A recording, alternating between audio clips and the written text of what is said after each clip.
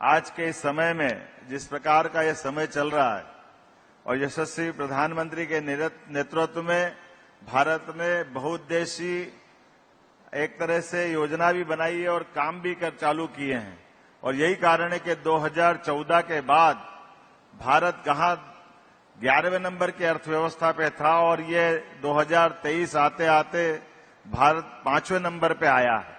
और जिस प्रकार से अलग अलग प्रकार के सबने टारगेट तय किए हैं, खास करके मैं बधाई देना चाहूंगा भूपेंद्र भाई पटेल को। गुजरात का आपने अपना रिकॉर्ड बताया है और हमारे सभी प्रदेशों को समान रूप से आगे बढ़ने के लिए यशस्वी प्रधानमंत्री लगातार प्रोत्साहित कर रहे हैं। और जब से यशस्वी माननीय मंत्री नड्डा जी बने हैं, वो भी लगातार दोनों तरह से, यद्यपि उनके पास हमारे लिए और आनंद है कि उनका हमारा अपना संबंध भी अलग प्रकार का है, लेकिन विभाग के नाते से स्वास्थ्य मंत्रालय भी और इस मंत्रालय में भी समान रूप से मेहनत कर रहे हैं। इसलिए मध्य प्रदेश को लेकर के मैं कुछ बातें जरूर बताना चाहूंगा।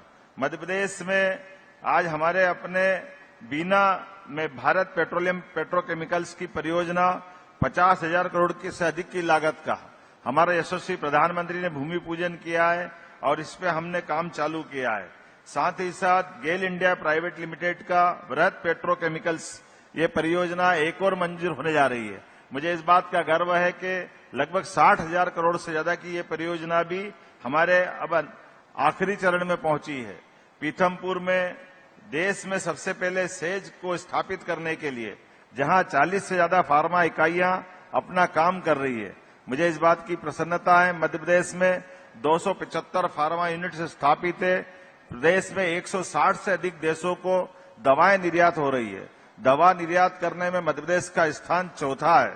फार्मा एक्सपोर्ट में 8 गुना बढ़ोतरी हुई है। 2023-24 में 11,890 करोड़ की फार्मा प्रोडक्ट्स एक्सपोर्ट हुए हैं। देश की टॉप फार्मा कंपनी में से 6 की यूनिट मध्य प्रदेश में स्थापित है। प्रदेश में फार्मेसी और मेडिकल कॉलेजों की संख्या लगातार बढ़ती जा रही है। वर्तमान में 250 फार्मेसी और 35 मेडिकल कॉलेज अपना काम कर रहे हैं। केमिकल पेट्रोकेमिकल्स उद्योग के लिए प्रदेश में अधोसंरचना तैयार है। रायसेन के जिले तामोट, ग्वालियर में बिलोआ में प्लास्टिक पार्क, रतलाम में बृहत फार्मा बायोटेक केमिकल जोन का विकास हो रहा है। झाबुआ के मेघनगर में औद्योगिक क्षेत्र स्थापित कर केमिकल उद्योग के लिए मॉडर्न इंफ्रास्ट्रक्चर, धार के पास बदनावर में पीएम मित्र पार्क, भोपाल ग्वालियर में केंद्रीय पेट्रोलियम रसायन अभियांत्रिकी एवं प्रौद्योगिकी संस्थान सीपेट की शाखाएं स्थापित हमने की है। एक के बाद एक लगातार जिस प्रकार से हमारे अपनी सरकार ने भी काम हाथ में लिए हैं, मुझे इस बात की प्रसन्नता है कि वर्तमान के दौर में आज जब माननीय नड्डा जी ने जब से मंत्रालय संभाला है, हमारे लिए और एक अलग संभावना का दौर बना है।